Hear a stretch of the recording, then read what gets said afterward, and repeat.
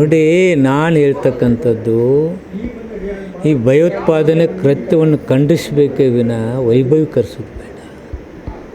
ಅವರು ಹೇಳಿದಾರೋ ಬಿಟ್ಟಾರೋ ನನಗೆ ಗೊತ್ತಿರಲಿಲ್ಲ, ನಾನು ನೋಡಿಲ್ಲ ಅದನ್ನು. ಕನ್ನಡ ನ್ಯೂಸ್ ಚಾನಲಲ್ಲಿ ಮಾತ್ರ ಯಾರು ಹೇಳಿದ್ದಾರೆ ಅಂತೇಳಿ ಬಂದಿರಲಿಲ್ಲ. ನಾನು ಅದನ್ನು ಸಂಶಯ ವ್ಯಕ್ತಪಡಿಸಿದ್ದೀನಿ ವಿನಃ ಅವತ್ತು ಇಲ್ಲ ಅವರು ಹಿಂಗೆ ಮಾಡಿದ್ದಾರೆ ಅದು ತಪ್ಪು ಅಂತೇಳಿ ನಾನೇನು ಹೇಳಲಿಲ್ಲ.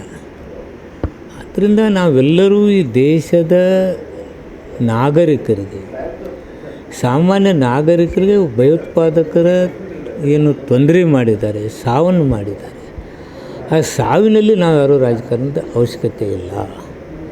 ನಾವೆಲ್ಲರೂ ನಮ್ಮ ದೇಶಕ್ಕಾಗಿ ನಾವು ಏನು ಮಾಡಬೇಕು ಅಂತ ಭಯೋತ್ಪಾದಕರನ್ನ ಸೆದೆ ಬಡಿಬೇಕು, ಅದಕ್ಕೆ ಪ್ರಚೋದಿಸಿದವ್ರಿಗೆ ನಾವು ಕುಗ್ಗಿಸ್ಬೇಕು. ನಾವೆಲ್ಲರೂ ನಮ್ಮ ರಾಷ್ಟ್ರವನ್ನು ಗಮನದಲ್ಲಿ ಇಟ್ಕೋಬೇಕೇ ವಿನಃ ರಾಜಕಾರಣವನ್ನು ಗಮನದಲ್ಲಿ ಇಟ್ಕೋಬಾರ್ದು ಅನ್ನೋದೇ ನನ್ನ ವಾದ. ಈಗಲೂ ಹೇಳ್ತಾ ಇದ್ದೀನಿ, ನಮಗೆ ಹೈಕಮಾಂಡ್ದವರು ಏನು ಮಾತಾಡಬೇಡಿ ಅಂತ ಹೇಳಿದ್ದಾರೆ. ಆದರೆ ಇದು ನನ್ನ ವೈಯಕ್ತಿಕ ವಿಚಾರ ಇರೋದ್ರಿಂದ ಇಷ್ಟು ವಿಚಾರಗಳನ್ನ ಹೇಳ್ತೀನಿ, ಉಳಿದ ವಿಚಾರಗಳನ್ನು ನಾನು ಮಾತಾಡಬೇಕು. ಬಟ್ ನಮ್ಮ ಹೈಕಮಾಂಡ್ ಹೇಳಿದ್ರಿಂದ ನಾನು ಅದಕ್ಕೆ ಮಟ್ಟಕ್ಕೆ ಕಳಿಸ್ತಾ ಇದ್ದೀನಿ. ಸಂಸ್ಕೃತಿ ಅದು ದಲಿತರನ್ನ ಕಂಡ್ರೆ ಸ್ವಲ್ಪ ಅವನಿಗೆ ಆ ರೀತಿ ಮಾತಾಡೋ ಚಟ ಇದೆ. ನಮ್ಮ ಬಗ್ಗೆ ಮಾತಾಡ್ತಾನೆ, ಸಂವಿಧಾನ ಬಗ್ಗೆ ಮಾತಾಡ್ತಾರೆ, ಅಂಬೇಡ್ಕರ್ ಬಗ್ಗೆ ಮಾತಾಡ್ತಾರೆ. ದಲಿತರಂದರೆ ಅವ್ರಿಗೆ ಅಶ್ರದ್ಧೆ ಇದೆ. ದಲಿತರು ಅವ್ನಿಗೆ ಯಾಕೆ ಆ ಸಂಸ್ಕೃತಿ ಬಂದೈತೆ ಗೊತ್ತಿಲ್ಲ. ನಾಲಿಗೆ ಬಗ್ಗೆ ಇರಬೇಕಾಗಿತ್ತು.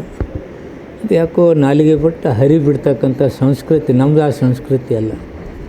ಅದನ್ನೇ ಬೇರೆದವ್ರು ಮಾತನಾಡಿದರೆ ಏನಾಗ್ತಿತ್ತು, ಹಿಂದುಗಡೆ ಅವ್ರು ಮಾತನಾಡಿದೆಲ್ಲವೂ ದಲಿತರ ವಿರೋಧಿಗಳಾಗಿ ಮಾತಾಡ್ತಾರೆ. ಇದು ಒಳ್ಳೆಯದಲ್ಲ ಅವರಿಗೆ.